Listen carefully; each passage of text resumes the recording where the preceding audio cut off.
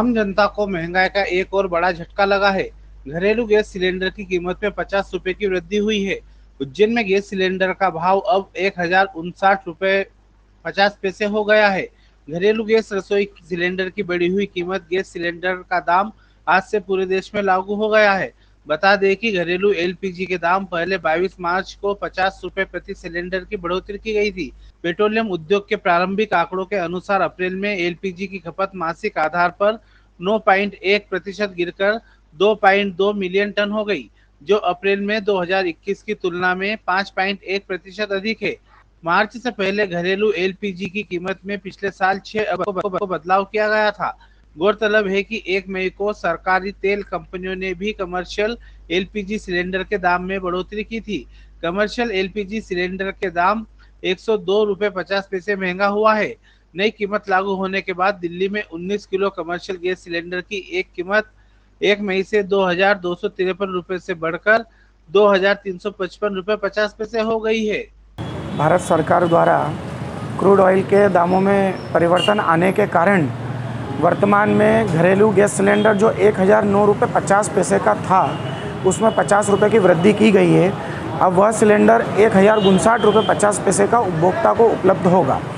रही बात इसमें सब्सिडी की, तो 48 रुपये उनके खाते में सीधे सरकार द्वारा पहुंचाए जा रहे हैं। उज्जैन के बागपुरा रहने वाले राजेश देवतवाल इमरजेंसी वाहन एम्बुलेंस चलाने का कार्य करते हैं। शुक्रवार को देवतवाल अपनी एम्बुलेंस लेकर मरीज को छोड़ने आरडी गाड़ी अस्पताल जा रहे थे। इसी दौरान आगर रोड पर मेडिकल कॉलेज के पास एक बस चालक ने पीछे से एम्बुलेंस को टक्कर मार दी। गनीमत रही कि घटना में कोई जनहानि नहीं हुई। एम्बुलेंस चालक राजेश देवतवाल ने थाने पहुंचकर बस चालक के खिलाफ एफआईआर दर्ज करवाई है। प्रत्यक्षदर्शियों का कहना है कि बस की रफ्तार काफी तेज थी। 40-45 तो गाड़ी तेको एक ही नहीं क्या? सर, गाड़ी उधर ट्राले खड़ी थी 2 और इधर आपकी गाड़ी इधर खड़ी थी। मैं उधर से आया नहीं तो आपकी गाड़ी का जैसे इंडिकेटर दिखा, मैंने गाड़ी रोकी तो गाड़ी का ब्रेक बैठ गया, पैदल बैठ गया। नहीं, पर एक बार बताओ, इस तरीके से गाड़ी तुम बिना ब्रेक की गाड़ी चलाओगे तो लोगों का क्या होगा? गाड़ी में ब्रेक है पर अचानक ब्रेक मारे तो पैदल बैठ गया गाड़ी का। नहीं तो भैया, आज ये इतना नुकसान हुआ, इस गाड़ी का कौन निर्जाना देगा? ये आग बताओ, आज किसी आदमी को लग जाती तो क्या होता है? नहीं, इसको देखो आप, इतना नुकसान हुआ है ये, नहीं इतना नुकसान हुआ है ये कौन देगा ये बताओ?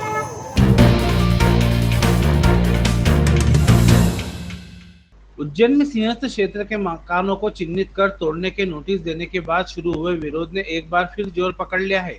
प्रशासन ने सिंहस्थ क्षेत्र में आने वाली करीब आधा दर्जन कॉलोनियों को चिन्हित कर रहवासियों को नोटिस दिए थे। ये समस्त वह कॉलोनियां हैं जो प्रशासन के अनुसार वर्ष 2016 के बाद बनी होने के चलते चिन्हित की गई।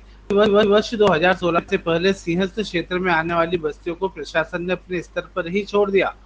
प्रशासन की कार्यवाही को देख रहवासियों की समिति द्वारा विरोध शुरू किया गया, जो एक बार फिर जोर पकड़ने लगा है। कांग्रेस नेता गजेंद्र मारोठिया द्वारा एक बार फिर रहवासियों की आवाज को भोपाल तक पहुंचाने का जिम्मा उठाया गया।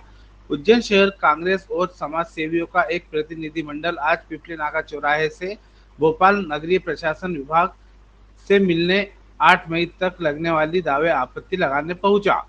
प्रतिनिधिमंडल की मांग है कि सिंहस्थ क्षेत्र में आने वाले मकानों को सिंहस्थ से मुक्त किया जाए।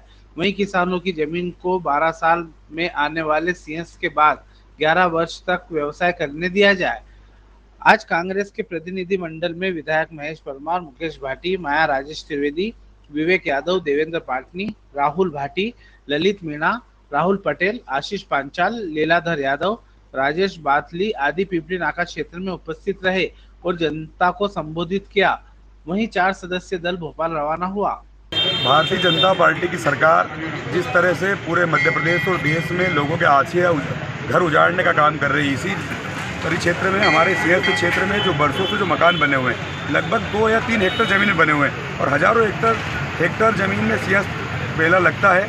हम उस सिंहस्थ मेले का विरोध नहीं करते हैं, लेकिन जो लोग बड़ी मुश्किल से जिन लोगों ने अपना घर बनाया, जिनका आशियाना बसाया, उनको उजाड़ने का काम भाजपा की सरकार कर रही है। और भाजपा के दोहरी नीति के नेता दोगली नीति अपना रहे हैं। एक तरफ जब शासन प्रशासन उनको घर तोड़ने आते उस समय वो घर से बाहर लोग निकलते नहीं है, लेकिन उनको तकलीफ होती है, उनको कष्ट होता है, उस समय वो घर में रहते हैं, लेकिन राजनीति करने के समय बाहर आते हैं। तो मेरा आपके माध्यम से मुख्यमंत्री जी से मांग है, सत्ता में जो बैठे लोग, यहाँ के सांसद जी से मांगे, यहाँ के विधायक और मंत्री जी से मेरी मांग है कि आप लोग संयुक्त रूप से जो लोग सिंहस्थ क्षेत्र में निवास कर रहे हैं, बरसों से निवास कर रहे हैं, जिनके 1000, 500, 800 स्क्वायर फीट के घर बड़ी मुश्किल से मेहनत परिश्रम करके उन लोगों ने अपने घर बनाए।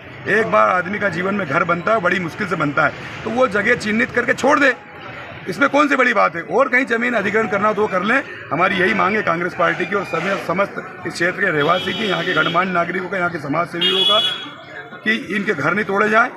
आज चूँकि सिंहस्थ 2016 और 2016 के पहले की लड़ाई, जो 16 के पहले की तो कोई लड़ाई रही ही नहीं, क्योंकि ऑलरेडी प्रशासन ने स्पष्ट कर चुका था कि 16 के पहले के निर्माण हम छोड़ रहे हैं।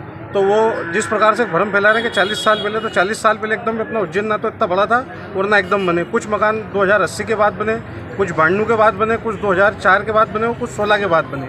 अब ये 16 की गाइडलाइन जिस प्रकार से जारी कर रहे हैं, तो 16 के बाद भी है जिन कॉलोनियों में खुद विधायक जी और इनके द्वारा की जो रोड बन गए हैं, उनका क्या, आपको 2015 में गाइडलाइन जारी करनी थी कि भैया हम ये सर्कल पूरी फ्री कर रहे हैं और 16 के बाद का निर्माण अब कोई हुआ तो हम वेद मानेंगे। जब आज 16 को आज करीबन 7 साल हो गए सिंहस्थ को, और 7 साल बाद कह रहे हो, और मकान उसमें 450 हैं। इन मकानों को हम नहीं छोड़ेंगे, तो उन मकान वालों से आपकी क्या दुश्मनी है।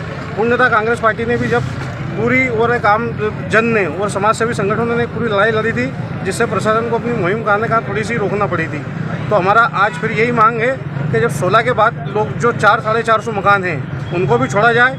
उसके बाद मुख्य बिंदु है किसानों के बारे में इनकी प्लानिंग के अंदर इनकी भूमिका स्पष्ट नहीं है, क्योंकि आज समय के साथ परिवार बढ़ता गया और किसान छोटे हो गए, तो उनके उपयोग के कारण ना तो ज़मीन बेचने पर प्रतिबंध कर रहे हैं छोटे टुकड़ों में, और सेकी से ज़मीन लगी होने के बाद ना किसान कुछ कर पा रहा है।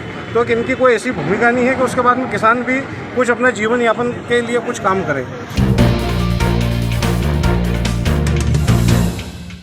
उज्जैन के कालिदास अकादमी संकुल हाल में आज अखिल भारतीय नायता समाज के द्वारा राज्य स्तरीय प्रतिभा सम्मान आयोजित किया गया। कार्यक्रम में समाज के लोगों का सम्मान किया गया। नायता समाज ने आज समाज के उन लोगों की प्रतिभा को सम्मानित किया जिन्होंने शिक्षा के क्षेत्र में, व्यवसाय के क्षेत्र में या सामाजिक कार्य के क्षेत्र में समाज का नाम रोशन करने का काम किया है। आज कार्यक्रम के माध्यम से समाज की प्रतिभाओं को सम्मानित किया गया। इस अवसर पर नायता समाज के उज्जैन सहित प्रदेश के अलग अलग जिलों से समाजजन कार्यक्रम में शामिल हुए। कार्यक्रम में मुख्य रूप से अफसर पटेल, यश पटेल, लियाकत पटेल, शाहरुख पटेल, सद्दाम पटेल, असलम पसर मौजूद रहे। ये नायता पटेल समाज द्वारा राज्य स्तरीय प्रतिभा सम्मान समारोह आयोजित किया गया, जिसमें शिक्षा के क्षेत्र में, व्यवसायिक क्षेत्र में और अनेक जन कल्याणकारी कार्य में जो काम कर रहे हैं उनके प्रतिभाओं का सम्मान समारोह आज कालिदास अकादमी में रखा गया है, ताकि उनका उत्साहवर्धन हो, वो समाज और देश को नई दिशा मिले।